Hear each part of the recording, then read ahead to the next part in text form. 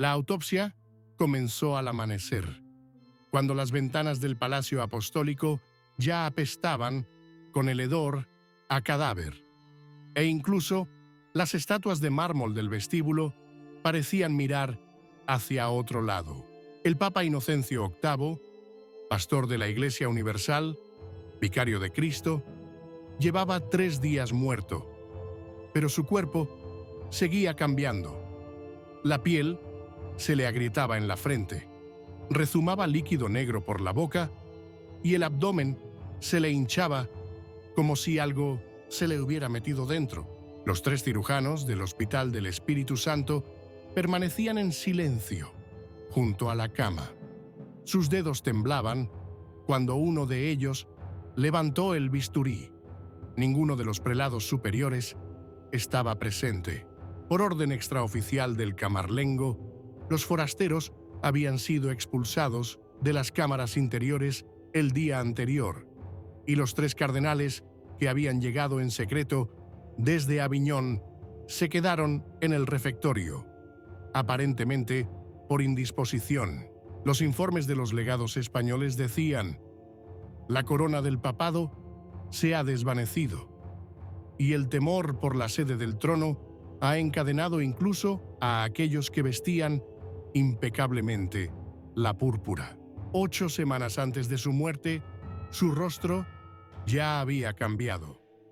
En las reuniones del consistorio, Inocencio respiraba con dificultad. A menudo perdía el hilo del razonamiento y susurraba irritado oraciones en voz baja. La disminución de fuerzas se atribuyó a la vejez, pero pronto aparecieron en los asuntos de la Santa Sede las huellas de manos extranjeras. La orden de disolver la comisión sobre la herejía estaba firmada de puño y letra del pontífice, pero la tinta era de otro color y la letra más recta, sin la característica rotura en la A. Un chambelán llamado Claudio, interrogado 15 días después, testificó: nuestro padre no sabía lo que pasaba a su alrededor. Gritaba a las sombras, veía sangre en las paredes y pedía que cerraran las ventanas, que no estaban. Los médicos intentaron hacer frente al deterioro con métodos tradicionales. Ponían tiritas de mostaza al Papa, le drenaban la sangre 3 veces por semana y le untaban el pecho con ungüentos de incienso y plomo cocido. Uno de los monjes, entrenado para curar la bilis negra, le dio una poción de vinagre y óxido molido. El Papa la bebió y esa misma noche empezó a vomitar coágulos oscuros. Los criados dijeron que olía a carne podrida y a lana mojada. Cuando su pecho se puso rojo, los médicos pensaron que era un signo de putrefacción interna. Su temperatura corporal se mantenía alta, tanto como podían medir, aplicando paños húmedos y observando la evaporación. El testimonio del escriba decía: ya a la 3ª hora de la noche, el cuerpo ardía como si saliera de una cuba de brebaje. Gritó a la Madre de Dios y luego a su propia madre. Inocencio había caído en un estado de semidelirio en las últimas semanas. Se encerró en la capilla, manteniendo fuera incluso a los cardenales. Se le oyó hablar con los muertos.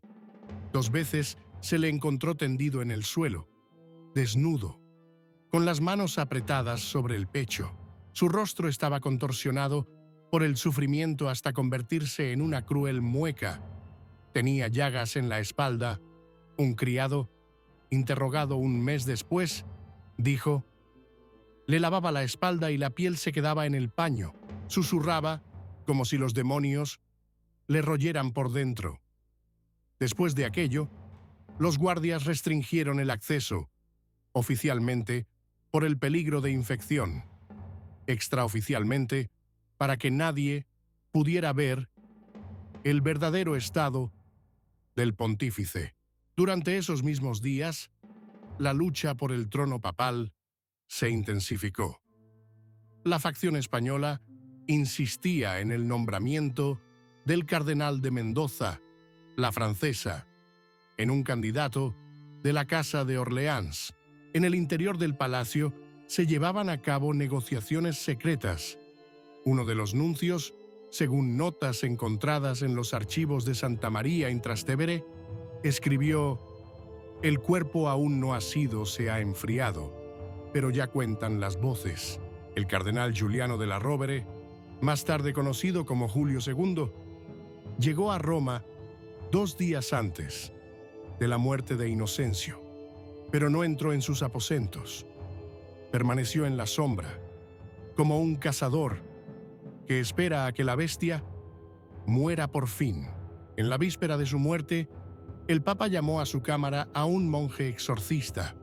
La prueba se encuentra en la correspondencia posterior del capellán.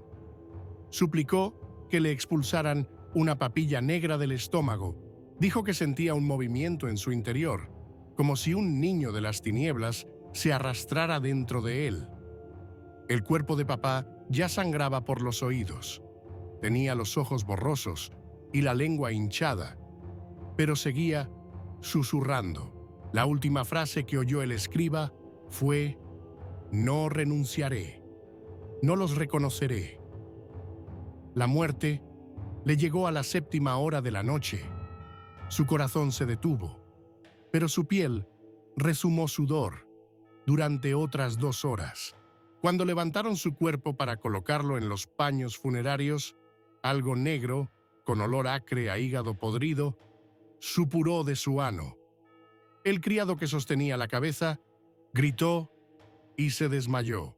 Uno de los cirujanos declaró más tarde: «Por primera vez en mi vida, el difunto siguió respirando por los poros». La autopsia empezó por el abdomen. A la primera incisión brotó un líquido negro. El hígado estaba hinchado y blanquecino.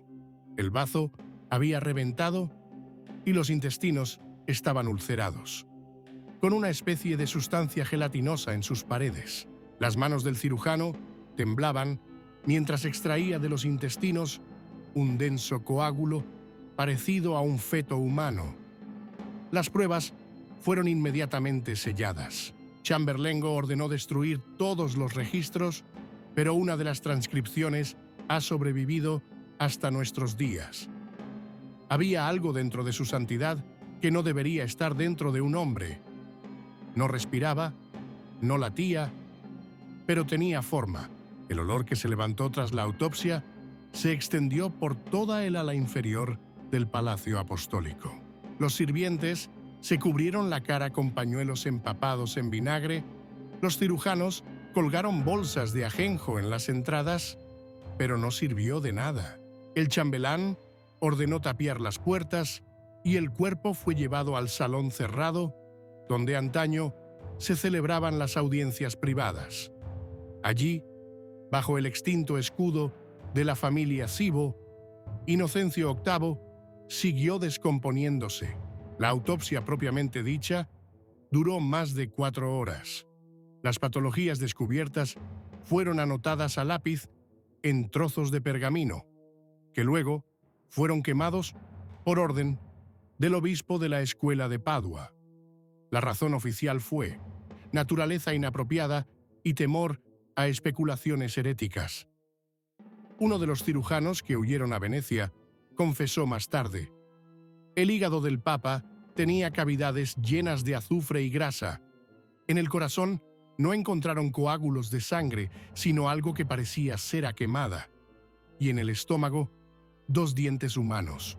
Uno era un diente de leche, el otro un colmillo adulto». Mientras tanto, dentro de la corte papal había comenzado una división. El cuerpo del pontífice aún no se había enfriado, y 3 partidos ya reclamaban que era su candidato el que había sido bendecido por la voluntad del moribundo. Los españoles sobornaron al tesorero para falsificar el testamento. Los alemanes se acercaron al mensajero Borgoñón ofreciéndole un trato político. Los franceses, por su parte, alegaron que el Papa había hecho una confesión secreta a favor de su enviado. Todo esto tuvo lugar en completo aislamiento. Se prohibió la entrada a los aposentos, se acolcharon las paredes con telas y se doblaron las guardias. Uno de los jóvenes suizos, que había violado la orden, desapareció más tarde. Su cuerpo fue encontrado en el Tíber, con el estómago abierto. Mientras tanto, el cuerpo de Inocencio empezó a cambiar. Al segundo día de la autopsia, la piel se oscureció y empezó a desprenderse en capas. Su pecho estaba cubierto de ampollas de pus que estallaban con un ruido al presionarlas. Los ojos estaban hundidos dentro del cráneo. De las fosas nasales rezumaba espuma sanguinolenta. Los vasos de cristal, donde los cirujanos habían colocado las entrañas, empezaron a resquebrajarse. Uno de los vasos, el que contenía el bazo, explotó literalmente. El cirujano, que recibió una herida de metralla en la palma de la mano, murió 6 días después con síntomas similares: fiebre, piel podrida, frenesí. Los consejeros eclesiásticos empezaron a insistir en el embalsamamiento inmediato. Sin embargo, la autopsia reveló que era imposible. Los órganos ya se habían desintegrado. Los tejidos no mantenían su forma. Lo único que quedaba era cubrir el cuerpo con resina y vendarlo. Pero cuando se aplicó al cuerpo un paño empapado en incienso, empezó a emitir vapor. Uno de los sacerdotes presentes escribió: «El alquitrán se apelmazó como la sangre de Caín. El paño se volvió negro.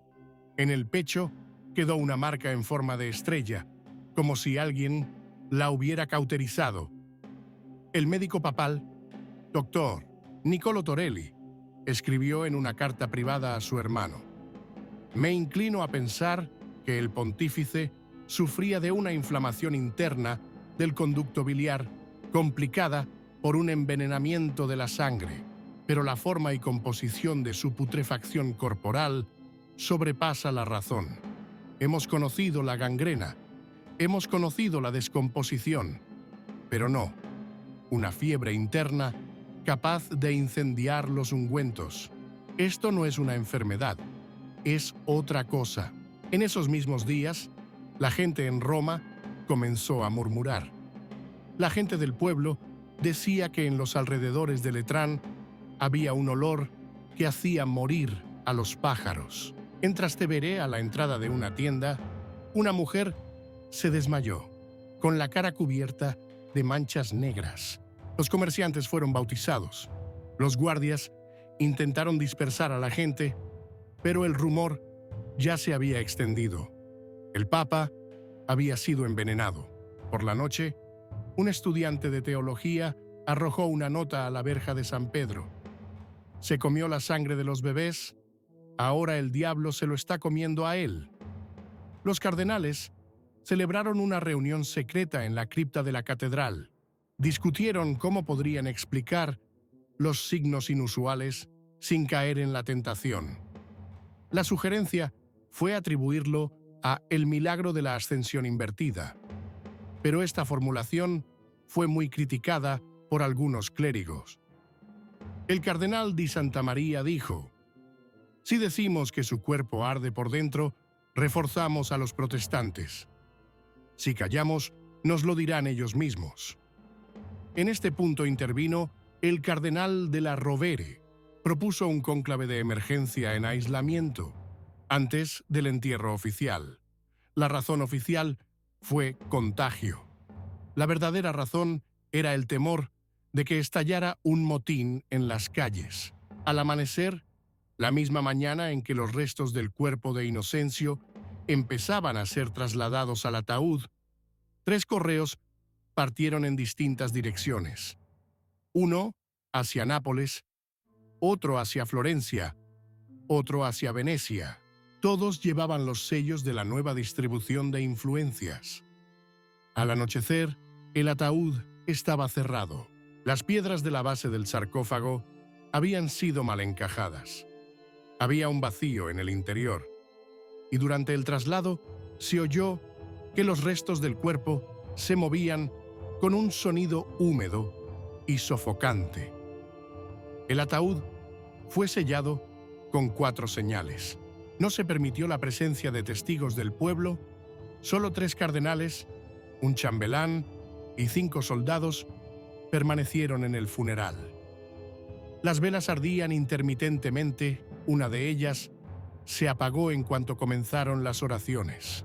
Esa misma noche, otros 2 participantes en la autopsia murieron en un hospital romano. El diagnóstico fue fiebre pútrida que se extendía desde los pulmones. Sus cuerpos estaban cubiertos de úlceras en el interior. La piel se desprendía de sus dedos. Uno de los pacientes deliraba. Me está hablando. Está dentro de mí. Inocente estaba muerto. Pero algo más comenzó a suceder. Continuaré con la tercera parte cuando confirme. El caos, después de la muerte y las consecuencias políticas. ChatGPT dijo, aquí está la tercera parte de la historia. Continuó estrictamente en el mismo estilo documental, inquietante e hiperrealista, sin desviaciones de la estructura establecida. El cuarto día, después de la muerte de Inocencio, una ola de calor asoló Roma. El aire se paralizó, aparecieron manadas de ratas en los barrios junto al Tíber y cerca de la Basílica de Letrán. El hedor era tan fuerte que los guardias estaban de servicio con máscaras hechas de cuero empapado.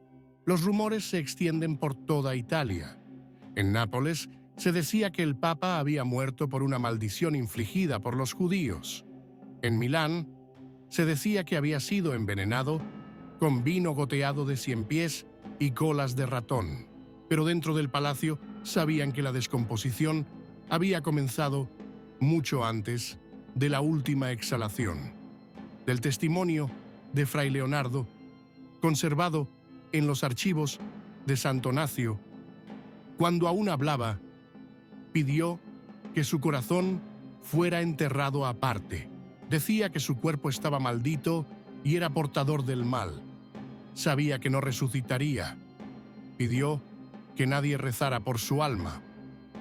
3 días antes del funeral, los cardenales distribuyeron en secreto los tesoros papales, fundieron el anillo del pescador, rompieron los sellos y, en los cofres custodiados en las mazmorras del Palacio Apostólico, no solo se descubrió oro, sino también objetos incomprensibles, momias de animales, figuras de cera con agujas clavadas, un libro en una lengua desconocida y una bolsa de polvos.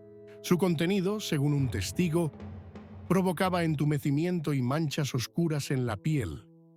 El cardenal Mendoza, sospechoso de fabricar estos objetos, murió repentinamente. Durante la noche se le abrió la garganta y se ahogó con su propia sangre. Su cuerpo fue arrojado a la zanja común. Esto provocó el pánico. La noche siguiente se quemaron decenas de libros en los monasterios de Roma. Se cerraron los archivos y se prohibió salir de las celdas. En el Vaticano, solo velas, solo susurros. En la ciudad, a pesar de los guardias, comenzaron a congregarse multitudes. La gente traía velas, se bautizaba, lanzaba volutas de lana en dirección al palacio, un antiguo rito contra el despojo. Al atardecer del 7º día, la multitud intentó abrirse paso hasta la tumba. Los guardias abrieron fuego. Los muertos yacían justo debajo del escudo papal. Este incidente no quedó registrado en las crónicas oficiales, pero se conserva en la correspondencia privada del mensajero de Chartres. Gritaron que había un demonio en el cuerpo del Papa y exigieron una nueva autopsia. Dijeron que saldría de él un niño negro. Fuera de Roma, seguía el debate sobre quién debía ser el siguiente papa. Los franceses propusieron a De la Rovere, pero algunos cardenales italianos se opusieron, argumentando que la muerte de Inocencio era un castigo por el excesivo poder del norte. La facción alemana propuso un compromiso, pero estuvo a punto de ser expulsada. Mientras se leía su discurso, un olor acre recorrió la sala y uno de los presentes empezó a sangrar por los ojos. 3 testigos juraron haber visto sobre el altar una sombra fugaz que se asemejaba al rostro del pontífice fallecido. Al mismo tiempo, se publicó en Padua un tratado que fue prohibido inmediatamente después de su publicación, sobre la negrura del corazón y el ardor interior. El autor era un antiguo médico de la corte de Inocencio.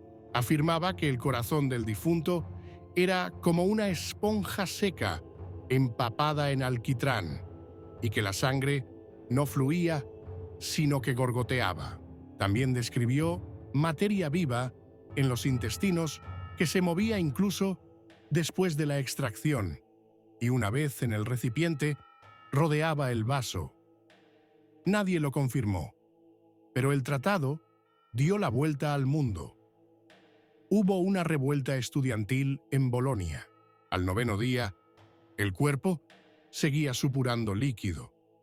El ataúd estaba en la cripta bajo el altar, pero una oscuridad hedionda brotaba de debajo de la losa de mármol. La piedra se abrió 2 veces para asegurarse de que no se estaba encharcando. Uno de los cuidadores describió: «Toqué la losa con la mano. Estaba caliente y sentí como si el ataúd de dentro se moviera». Comenzaron las alucinaciones entre los cardenales. El cardenal Di Ferrara, en una reunión, de repente se cayó y gritó: «Está detrás de mí, tiene mi cuello». Fue retorcido y enviado a un manicomio, donde murió asfixiado 2 días después. El chambelán ordenó bendecir la cripta, pero un monje que bajó allí pronto empezó a vomitar lodo negro. Sobrevivió, pero nunca volvió a hablar. Mientras tanto, De la Rovere aprovechó el caos para hacer un trato con 2 poderosas familias. Prometió devolverles las tierras confiscadas por Inocencio y permitir a sus hombres en las nuevas comisiones financieras. Comenzaron a emitirse votos a su favor. El cónclave no había sido anunciado formalmente, pero las sesiones ya estaban en marcha.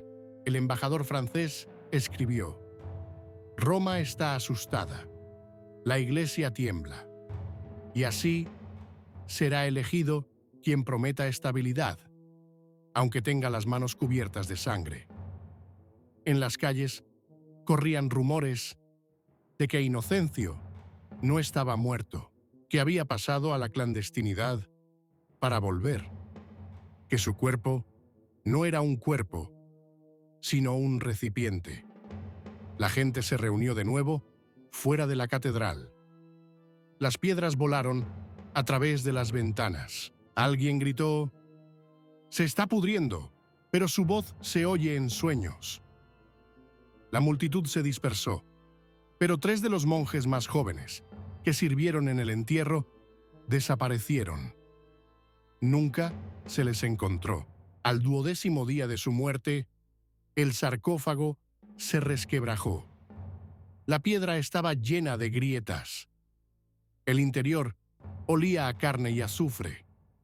Chamberlain ordenó tapiar la entrada, pero la losa permaneció torcida. Esa misma noche apareció una inscripción en el muro de la catedral: «No está perdonado. No descansa». El 13º día, después de la muerte de Inocencio VIII, se inició en el Vaticano un movimiento de revisión de doctrinas clave.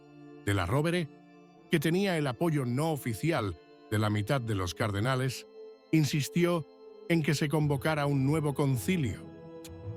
En realidad, para consolidar su poder, incluso antes de ser elegido oficialmente, presentó un manuscrito escrito de puño y letra de Inocencio. Entre los documentos que presentó al pequeño círculo, había un manuscrito escrito de puño y letra de Inocencio, un testamento en el que se mencionaban 3 nombres secretos, acompañados de la frase «que no se levanten». Uno de los nombrados era el propio de la Rovere. Los rumores de esto estallaron como una llama. Los franceses acusaron a los italianos de falsificación. Los alemanes exigieron que se abrieran los archivos. En respuesta, de la Rovere ordenó la expulsión del embajador de la Orden de Toulouse e inició audiencias públicas sobre la interferencia de fuerzas malignas en la desaparición papal. Para ello se utilizaron los testimonios de los monjes y fragmentos de la autopsia. Uno de los protocolos supervivientes afirma: había un reblandecimiento antinatural de los huesos pélvicos, manchas oscuras en la pleura, la piel se separaba al tocarla, había espuma negra en el interior del cuerpo que había estallado al contacto con el vino. Esto se convirtió en la base de la leyenda de que el Papa no murió por voluntad propia, sino que fue quemado desde dentro por una ganga. Los criados que habían servido al difunto empezaron a desaparecer. De los 27 interrogados, 16 fueron enviados a monasterios para un arrepentimiento silencioso. 4 murieron en confinamiento. Se rumoreaba que uno se había arrancado la lengua. Los que se quedaron dijeron que Inocencio estaba perdiendo la cara, literalmente, en sus últimos días. La piel de su cabeza se desprendía, su nariz estaba ennegrecida y se le habían caído todos los dientes de la boca. Se reía mientras moría. El escriba escribió: y nos llamó su sangre. Fuera de Roma, otras fuerzas comenzaron a agitarse. El Senado veneciano propuso convocar un consejo sin Roma. Francia envió un destacamento de caballería a las fronteras del Lacio, formalmente para vigilar a los peregrinos, informalmente para recordarles su influencia. Los príncipes alemanes enviaron una protesta por la injerencia de las artes oscuras en los asuntos de la Iglesia y exigieron que se volviera a realizar la autopsia al cuerpo del Papa, delante de los representantes de todos los países. Esto era imposible. Ya no se podía sacar el cuerpo. El sarcófago se llenó de plomo y la cripta se cubrió de ladrillos y se silenció. El chambelán se negó a entregar la llave. Entonces se habló de desinfección. Con el pretexto de luchar contra una posible epidemia, los niveles inferiores de la catedral se llenaron de sal de Sandomir, incienso, vinagre quemado e incluso polvo de marfil molido. Pero el olor no desapareció. Al contrario, se volvió tan espeso como la grasa. Las entradas a la cripta se sellaron con hierro. Las paredes se pintaron de gris y las puertas se fundieron de nuevo, sin el escudo de armas. En esos días, de la Rovere ya actuaba abiertamente. Hizo nombramiento tras nombramiento, abrió cofres de reliquias, restauró los cargos de los que habían sido desterrados bajo Inocencio, firmó personalmente un decreto cerrando la comisión sobre alquimia y desterrando a todos los que se habían ocupado de la curación oscura. En círculos oficiales, esto se presentó como una restauración de la pureza de la fe. En realidad, fue una limpieza. Mientras tanto, en las calles había otro movimiento. La gente quemaba estatuas del pontífice y untaba las puertas de las iglesias con pintura negra. En Trastevere, un grupo de mendigos desenterró un ataúd, pensando que contenía un tesoro. Lo único que encontraron fue el cadáver de uno de los guardias desaparecidos el día anterior. Estaba cubierto de llagas y sentado en el ataúd en posición fetal. Aparecieron los sectarios. Afirmaban que Inocencio no era un recipiente de Dios, sino del anticristo, y que su muerte era el principio del fin. Se reunieron en las catacumbas, sacrificaron animales y cantaron salmos en orden inverso. Los guardias los dispersaron, pero la semilla ya estaba sembrada.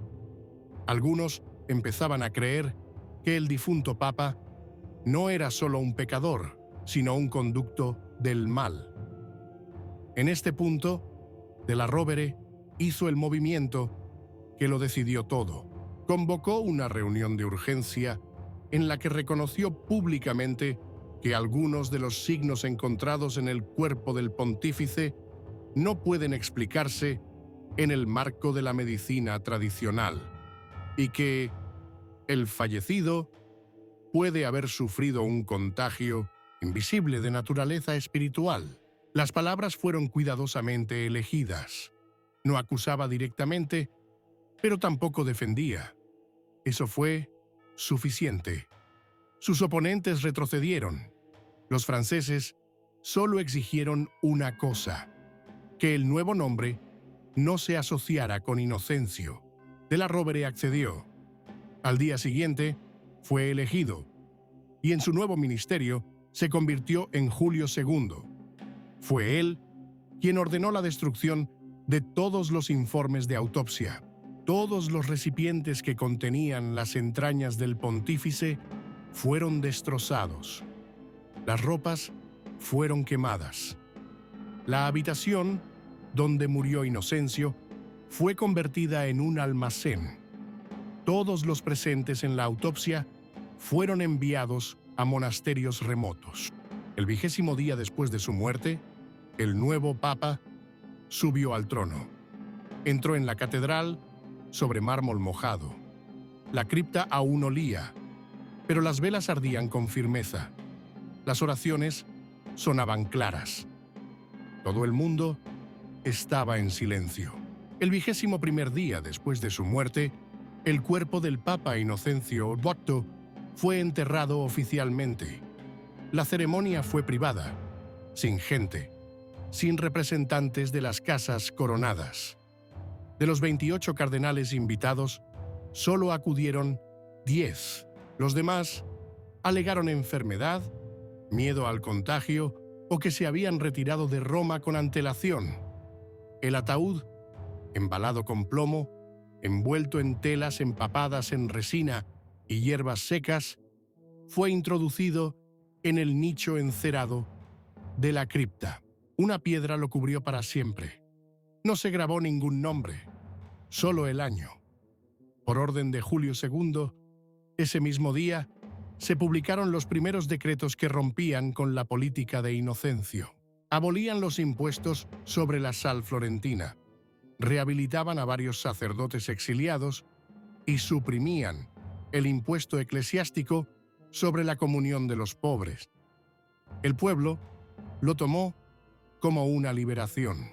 En la plaza frente a la catedral se reunieron más de 1000 personas que no rezaron por los difuntos, sino por los vivos. Los rumores sobre la muerte de Inocencio se extendieron por Europa con tergiversaciones. En Polonia se escribió que se había descompuesto en vida. En Suiza se dijo que se habían encontrado huesos de serpiente en su cuerpo. En París se publicó un tratado titulado Sobre el cadáver hinchado del Papa y su supuesto corazón santo, donde se afirmaba que el cuerpo del pontífice estalló en llamas al amanecer sin motivo aparente. Todo esto, Julio II ordenó que se ignorara. Dentro del Vaticano se estableció la disciplina. Las menciones a Inocencio fueron eliminadas de las crónicas. De las crónicas se eliminaron retratos. Se quemaron tapices de él. Un escriba que había dejado su nombre en un párrafo sobre el concordato con Aragón fue despedido. Sin embargo, quedan huellas. En los archivos de la Catedral de San Pablo hay un pergamino con los nombres de todas las personas que estuvieron en contacto con el cuerpo del pontífice. De 53 personas, 27 murieron en el plazo de un año. Causas: fiebre, hemorragias, locura ataques repentinos. Uno, un abad de Módena, se ahogó en un pozo al grito de «Está en mí, está en mí». Los embalsamadores que participaron en el primer intento de conservación murieron uno tras otro. Uno se asfixió por el humo en su celda. Otro fue encontrado con el pecho desgarrado, como de dentro hacia afuera. El tercero desapareció. Nunca se le encontró. En la pared de su celda se grabó un símbolo, parecido al sello encontrado en el hígado de Inocencio. Con el tiempo, el miedo comenzó a tomar otras formas. Roma comenzó a temer no al propio difunto, sino a su legado. La leyenda del bebé negro, una criatura viva encontrada en el cuerpo del pontífice, se convirtió en parte del rumor callejero. Se le calificó de hijo de la carne, engendro sin comunión, feto antinatural. Nadie ha confirmado oficialmente que existiera algo así, pero en los laboratorios subterráneos del Vaticano, según informes extraoficiales, había aparecido una nueva caja de hierro, sellada, sin inscripciones y custodiada. Algunos decían que contenía algo que no podía putrefactarse. El 28º día después de su muerte, un terremoto sacudió Roma. Se registró incluso en los monasterios fuera del Lacio. Duró menos de un minuto, pero una de las paredes de la cripta se derrumbó. Los monjes que custodiaban las salas inferiores se negaron a bajar durante 3 días más. Después, el pasadizo se tapió permanentemente. Los servicios en la catedral inferior cesaron. Un año después de estos acontecimientos, Julio II pronunció un discurso en el que denunciaba indirectamente el reinado de Inocencio como una época de confusión y decadencia, sin mencionar su nombre ni sus hechos. Este discurso se transcribió posteriormente en una crónica oficial, bajo el título Restauración del Orden. En él, la muerte del pontífice se describe como opaca y que había sido olvidada. Pero el pueblo no lo ha olvidado. Todos los años, la noche del día de la muerte de Inocencio, en las calles de Roma se veían velas negras encendidas en las puertas de las iglesias. Los monjes guardaban silencio, y en los monasterios de Sivilla y Sant'Agostino aún se conservan diarios que registran: apesta, todavía apesta. Yace allí, pero su corazón no está muerto. No se está pudriendo. Espera. Así terminó la vida de Inocencio VIII, un pontífice cuyo cuerpo ardía de dentro a fuera y cuya muerte inauguró una nueva era de miedo. Fue un hombre de poder, rodeado de intrigas, paranoia y fe. Su final, podrido, desfigurado, solitario, se convirtió en un espejo para toda la Europa católica. El poder había sido sustituido. La Iglesia había sido purgada. Pero en las profundidades del Palacio Apostólico, tras una losa tapiada, yace lo que nunca fue solo un cuerpo. Y hasta el día de hoy, nadie sabe lo que los cirujanos encontraron en el vientre del Papa.